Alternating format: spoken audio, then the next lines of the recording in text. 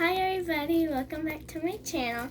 Today we will be unboxing something that I got at Learning Express. So it is a really adorable dog wrapped in a burrito with its cheese, tomato, and some lettuce, and then on the back side the same thing except there's no tomato.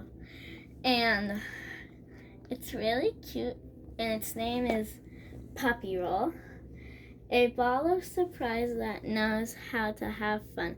It loves to rock and roll, so it'll try to join any party, especially burrito parties. And it is really cute, so Puppiroll is its name. And when you open it, since it's still attached, you would have to cut that little part off so you can take it around. It has a whole bunch of lettuce right there.